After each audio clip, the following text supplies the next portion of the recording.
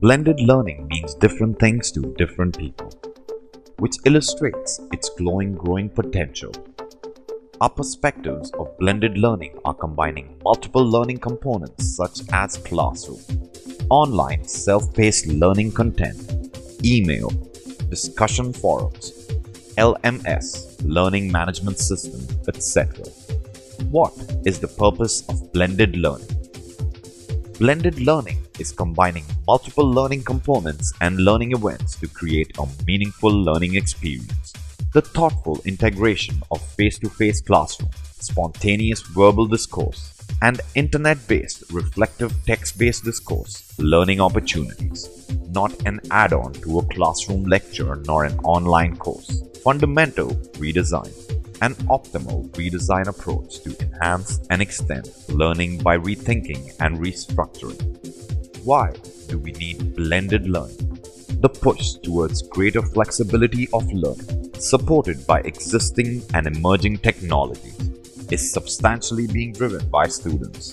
Blended learning can increase access and flexibility for learners, increase level of active learning, and achieve better student experiences and outcomes. For teaching staff, blended learning can improve teaching and class management practices.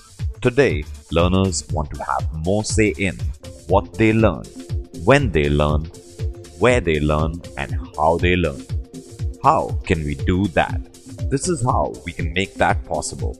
Let's take it step by step. Online component, significant portion of the class time, enabling dispersed students to attend. Face-to-face component, on campus or another agreed upon location. Many possible variations, blending together these components to leverage new learning opportunities that are neither online nor campus limited. We are almost there.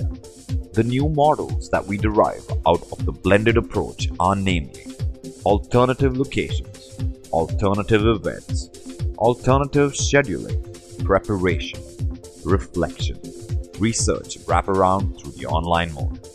And here is what we get in the end. Synchronous live online format. A synchronous not live self-paced format. Let us analyze each component and see how we can manage the needs of students. Synchronous physical, face-to-face components not limited to face-to-face tutoring, coaching or mentoring sessions, classroom, workshops, conferences, meetings, labs. Synchronous electronic components not limited to internet conferencing, audio conferencing, phone conferencing, live video via satellite or video conferencing, virtual online classroom, instant messaging.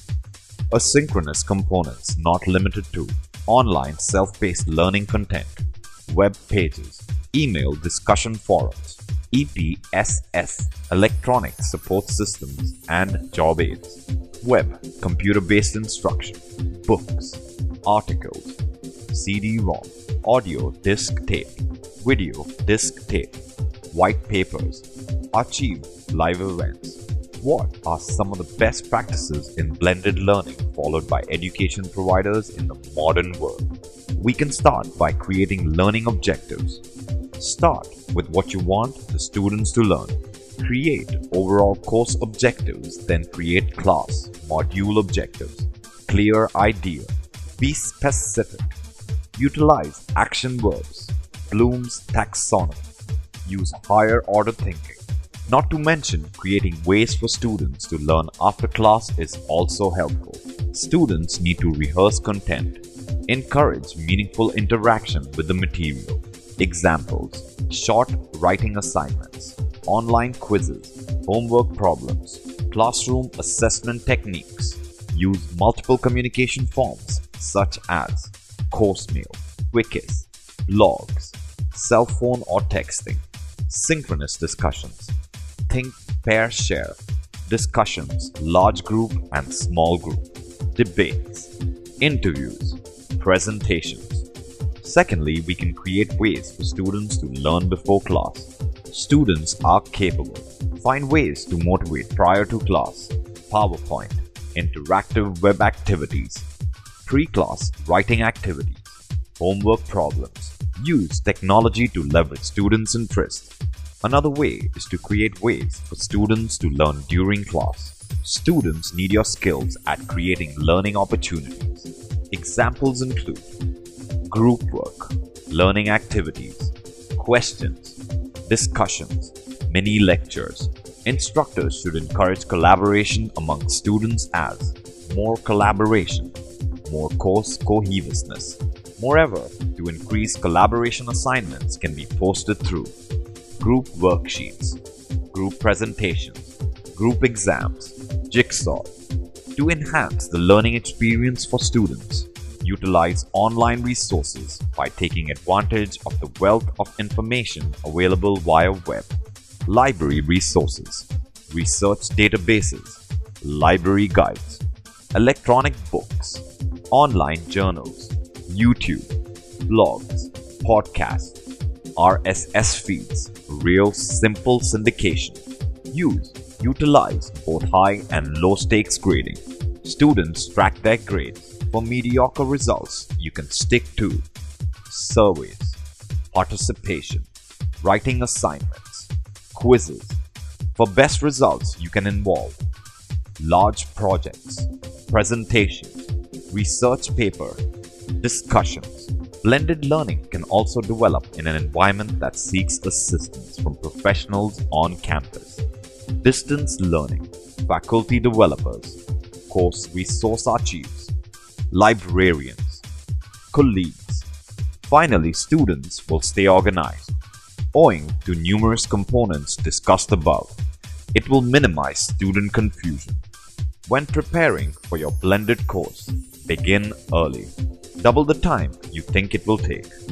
Work in small, manageable chunks. Take breaks. Keep a journal of your experience. Let us summarize all the learning from today's presentation. Firstly, we discussed that blended learning can bridge the gap for distant students, leverage events and other locations, extend the classroom either beyond the campus, beyond online. Secondly, we discussed that there is a significant dimension beyond what we previously offered students by offering them blended classrooms. Secondly, we discussed that there is a significant dimension beyond what we previously offered students by offering them blended classrooms. Thirdly, for school districts and programs that use both full online and blended courses, content will need to be readily accessible as learning objects to support both types of instruction. Text-based content will be less effective than animation, video, simulations, and other engaging and illustrative content that can convey concepts visually and dynamically, more effectively than either paper or an instructor drawing on a blackboard. Fourth, because blended learning relies on a significant level of web-based communication and content, it relies on a course management system or a learning management system to organize the content and facilitate communication.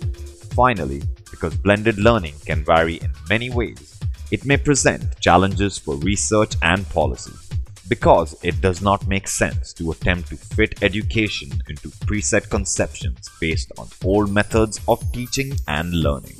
State education policies should allow innovation in directions that may not be foreseeable at this time. In addition, research efforts aimed at quantifying the effects of educational technology should account for the myriad types of learning that combine online and face-to-face delivery. Thank you for all your participation. Your feedback and comments will help us improve our services in future.